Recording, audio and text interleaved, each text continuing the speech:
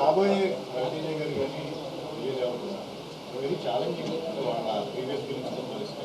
So ఇది మైండ్లో పెట్టుకుని సినిమాలు చేశారా నాకు కంప్లీట్గా సార్ వాళ్ళ ముందు ఒక హీరో సినిమాలకి ముందు సినిమా రిజల్ట్తో పని ఉండదండి.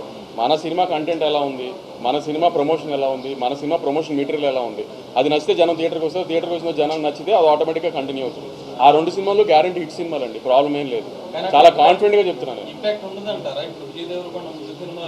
ఇప్పుడు వీడు కింగ్డమ్ టీజర్ వచ్చేదాకా విజయ్ దేవరకొండ గారి పాత సినిమా ఎలా ఉంది అనేది మీకు డిస్కషన్. కింగ్డమ్ వచ్చిన తర్వాత విజయ్ దేవరకొండ గారి పాత సినిమా గుర్తొస్తుందా, కింగ్డమ్ టీజర్ గుర్తొస్తుందా?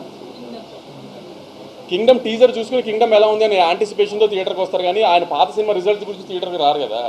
కింగ్డమ్ టీజర్ ఎలా ఉందో తర్వాత వచ్చే ప్రమోషన్ మెటీరియల్ అలానే ఉంటుంది, సినిమాను అలానే ఉంటుంది, ఏమీ ఇబ్బంది ఉంటుంది. బిజినెస్ మీరు అన్నట్టు మమ్మల్ని నమ్మి చేస్తారు కదా, ముందు సినిమాని నమ్మి చేయరు కదా. నాకు ఒక సెట్ ఆఫ్ డిస్ట్రిబ్యూటర్స్ ఉంటారు, నన్ను నమ్మి చేసే వాళ్ళు ఉంటారు, కానీ మమ్మల్ని ఇప్పుడు మా బ్యానర్ని నమ్మి చేసే వాళ్ళు ఉంటారు, కానీ ముందు సినిమా రిజల్ట్తో మాకు సంబంధం లేదు కదా. సో దానికి ఎప్పుడు ఆ రిజల్ట్ డిస్టర్బెన్స్ ఉండదండి. కొంచెం మార్కెట్ ఉంది కదా అంటారు తప్పితే ఆ డిస్కషన్ ఉండదండి ఇప్పుడు. All languages. సార్ ఒక స్మాల్ మీరు చెప్తా ఉన్నప్పుడు అందరూ మీరు మేబీ ఒకరి గురించి చెప్తున్నారు, బట్ అందరూ వెబ్ మీడియా వెబ్సైట్స్ అని చాలా అంటున్నారు. But web media websites traffic లేకపోతే మీరు అసలు అది ఇంట్లో ఎవరు కదా సార్, వాళ్ళకి ఇంటర్వ్యూ ఇవ్వడం కానీ ఆర్ వాళ్ళు పబ్లిష్ చేసేది చూడటం కానీ చేయరు.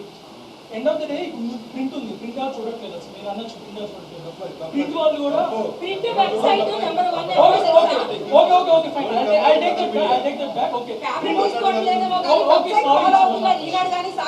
ఓకే సారీ ప్రింట్ వాళ్ళు కూడా వెబ్సైట్ అంటున్నారు, వాళ్ళు ఇప్పుడు అలా అని అందరి వెబ్సైట్ మీరు అనలేరు కదా. నేను అందరి వెబ్సైట్స్ అనలేదు, నేను